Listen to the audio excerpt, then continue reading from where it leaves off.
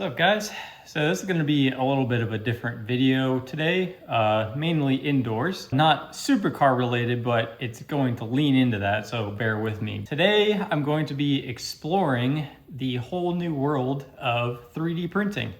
And I got my first 3D printer, and I think in 2025, you have some decent budget options that do a really good, precise job of printing, and you don't have to worry about setup, and it just kind of works as is. So I think the technology has grown enough to where I want to start exploring and getting into it. And there's kind of three different reasons I'm starting to get into 3D printing. The first is I've always wanted to prototype parts on the fly. So design parts from scratch, fit them on the cars or whatnot, or stuff around the house. And I want to get more into electronics and automation and things like that. So I think being able to 3D print stuff on the fly, making sure it works in a prototype fashion, and then exploring more filaments for these 3D printers that are a lot more durable and permanent, rather than just going from a prototype to actual real world use. So they have carbon fiber infused plastics now that are super strong that my new printer can actually utilize. And they have ABS plastic, which of course is fairly strong too and more heat resistant. So we're gonna get into that a little bit down the road. The second aspect of it is I want to start to organize some of my workspaces. And I found this really cool modular tool system where you kind of design your own little parts bins and compartments, and depending on what tool sets you have, are little pieces and modular components that make up a organized drawer in your toolbox. So I want to start getting to that. And then there's other kind of random projects that kind of saved up over the years, would also help with organization or just super helpful things around the house. So I just wanted to kind of go over the whole setup process, what's kind of involved, what to expect, and some of the cool things that you can create with these 3D printers. So this is a perfect example of some of the prototyping and parts that I've wanted to create on the fly. So this is my gaming PC, and these are the intake ducts that let fresh air into the system. And there's two intake fans here, and I want to kind of create some ducting to channel the air to my graphics card and to the CPU cooling stack. One part that I had prototyped is this lower duct that would feed the GPU fresh air. So you have this flange that bolts right onto the 120 millimeter fan in the front. And then it kind of reduces down because, as you can see in the corner, there's not a whole lot of space, but essentially it goes down to 100 millimeter, and then that actually ducts down into the bottom of the graphics card where there's intake fans for the graphics card. So it's letting that fresh air in, pushing it down, and yeah. So this is the Fusion 360 software. It's free, and I think you can save up to 10 projects at a time or something. And then you can actually export to your 3D printer slicing tool of choice. I have the Bambu stuff. Yeah, so this is a slicer software. But yeah, it's pretty neat to learn some of these 3D modeling tools. And the other cool thing is the iPhones have, the newer iPhones have LiDAR scanners. So you can actually scan in an existing part and then sort of build stuff either on top of that existing part that you've LiDAR scanned with data points, or replicate the part if it's something that, let's say it's for an old car that is a plastic piece that you can't find anymore. So because these 3D printers make a lot of noise and spew out kind of some nasty fumes and stuff as it's melting the plastic, I got this cheap little end table from Walmart, and I measured it out, and I think it's the exact size of my 3D printer. And then I have a little bit of storage space for super glue and some of the tools to scrape your 3D parts off the bed and stuff. So this should work out pretty well. And it's isolated from my normal office, so I can go ahead and close the door in this room and not have to worry about it. One of my super ambitious ideas was eventually I do want to create some sort of system where it bolts onto the top of any coilover and automatically, with little electric motors, is able to turn your damper adjustment knobs. And you'll have a little control screen inside that does two things. You can manually change your damper settings from just inside the car, or it's going to have a sensor built in that detects bumps in the road or road conditions, G-forces, takes all that into account and adjusts your damper rates according to the current driving conditions. So with that system, I need a way to 3D print a mechanism that allows the motor to attach to the coilover top hat area and is able to turn those adjusters. So that's one thing I definitely want to get into. The other thing I had thought of is creating some sort of active aero kit where it has a air brake and you're able to, on your rear spoiler of a car, as you're braking, it would detect braking and then automatically shoot up an extra air dam or air brake to slow the car down, kind of like how supercars do it. But yeah, all that requires kind of prototyping and 3D printing is definitely involved with that. All right, so this is called the Bambu Lab A1, and there's another model which is a combo version, which I might add the add-on down the line, but it allows you to print up to 4 colors at once, and it has this spool holder that holds 4 different spools, and it has 4 different lines leading into the machine, and on the fly it switches colors, which is kind of cool. Right now I just wanted to experiment with 1 color at a time, so I didn't really worry about that. But this printer by itself, I believe, is a 10 by 10 by 10, and it was like $279 on sale right now. And then I got 2 rolls of filament, black and white, just basic for now. And then I got a spool holder or a spool roller, which I'll show you too.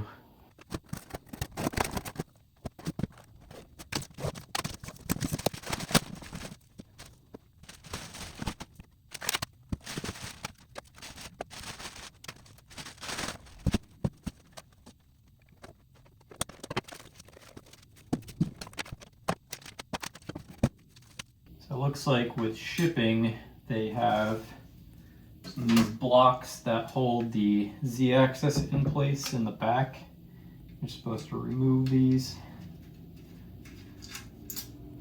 I've seen in some of these setup videos where they forget to remove these things and they turn this thing on and it can't do what it needs to do and could actually break the motors and stuff. So that's not good. Make sure you guys read the instructions.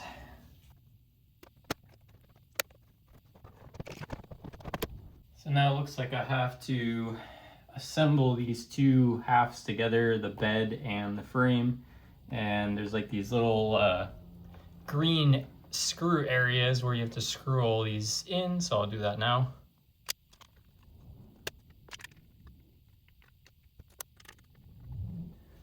Couple plugs here have to feed through.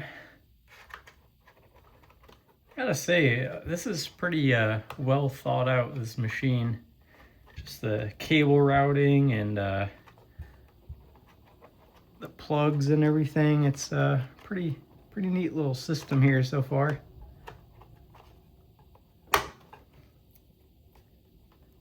Got everything color coded. All right, got everything mostly assembled. There's a couple pieces here that I'm kind of confused about. There's some screws that says it's for a scraper and one for a stiffener, but this guy didn't mention those anywhere, so I'm gonna try to look that up. And we got this weird kind of like scraper or something, cleaner piece. And there's like a soft foam foot looking thing. And then there's like a razor blade. So yeah, don't really know where that stuff goes, but I'll figure it out here soon. Okay, So after some further research, this scraper is just a part of something that you're gonna 3D print. So you're gonna make a handle for the scraper, and that's what you would use a scrape to get your models off there. So that's kind of interesting. Still don't know where that stiffener screw goes, but yeah, we're gonna figure this out. All right, gonna turn this on for the first time. There's a little switch in the back. Oh, it's doing something. See a on light. Get this off here.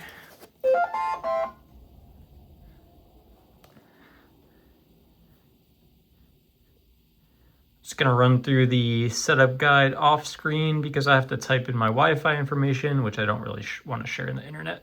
All right, looks like we're gonna be doing some sort of calibration process, so start that.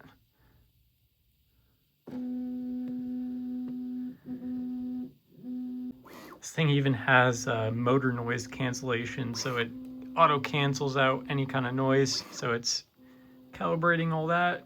It's got a little camera so you can watch your prints as they're going, just in case something happens remotely. So I don't know, a lot of features packed into this thing.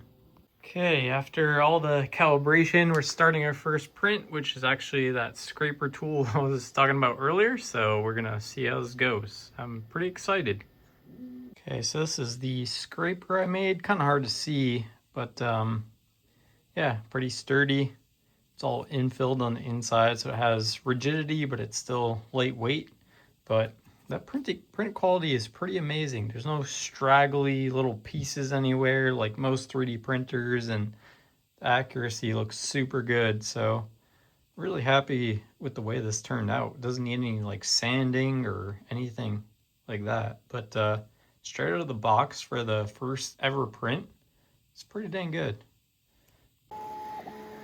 All right, besides the scraper, second thing I'm making is this little basket that catches all the waste over here that comes off of the printer itself when it's cleaning the head or whatever. So that's kind of nice. It actually holds a scraper too, so 2-in-1.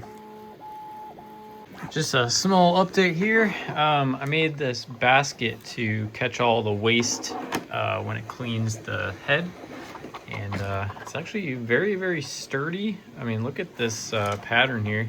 There's a little bit of kind of webbing that goes across, but that can be plucked out of there, cleaned up really fast. And then my little scraper tool actually goes right back of there. So pretty neat, super clean print there.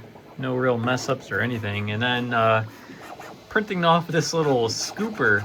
So you scoop up like your pre-workout supplements and whatever, and then there's this little slider piece that you slide it back, and then you can dump that into your water bottle and shake it up. So I thought that was a really cool idea. So we're getting that started. So one really cool project I had in mind was a lot of these Porsches have wind buffeting issues. So when you have the window down, there's all kinds of wind buffeting at any kind of speed. 911s do this, Caymans do this, Boxers do this. So there's a little piece that goes over the top of this, and it's kind of like an air deflector. So it moves the air away from the window, preventing the buffeting. So I actually found a 3D model online that I have to modify it a little bit to be able to print. So I'll show you guys that. All right, so this is the actual model. So it's got these little wing faces that deflect the air. These are actually combined right and left into one. So I had to figure out, this is actually Autodesk Fusion that I'm using. So I had to import the mesh and then convert it. And now I'm doing like this split body command. See if this actually works. All right, so that's split in half. So now I have to offset this side. Let's see if I can, I'm still learning how to use this tool, guys. It's a little bit complicated, but we're figuring this out. Okay, there you go. Got the split going. All right, so that works. And then I just need to figure out how to hollow out the inside of this, which I tried this earlier today and it was not going well, so this may be in another video, but you guys get the idea of something I want to model and print, so pretty cool. So two other things that I printed out that I kind of want to show you guys that are kind of random. So this actually allows you to scoop like a pre-workout or any kind of like vitamin drink, and then you can actually hit this little switch right here and then dump it into your water bottle. So I thought that was kind of cool, this little funnel thing.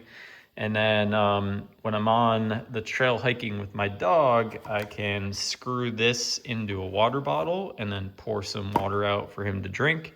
And then there's this little screw cap here too, which all works. But print quality is absolutely amazing. This little slider works perfect.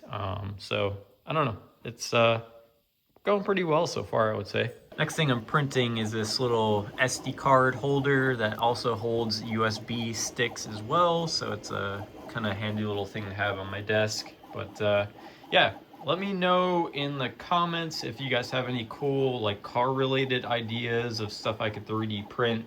I have this really interesting idea coming up soon that's like a little plaque that would go on your dashboard, and it would say, like, for example, Mulholland edition of your car, and then it would show the actual topography of the road in the surrounding area, and like it's just this little plaque that would like stick onto your dashboard, and then like the background would probably be like black or something, and then the road would be like gold or silver, and then I could make like grass or whatever green or brown or whatever for the landscape. But I'm gonna probably buy that attachment that allows you to feed 4 different color filaments at the same time, so I can do a multicolor print.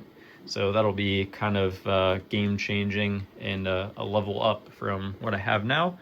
But that module itself was kind of a little bit expensive, so we'll see how this goes, this one color stuff for now. But yeah, I'm pretty happy with this so far. This is the Bambu Lab A1. There's an A1 mini as well, so this bed is like a 12 by 12, I believe. The other one is a bit smaller, but I think price wise, you really can't beat it to get into 3D printing. So really happy with it so far, and thanks for watching the video.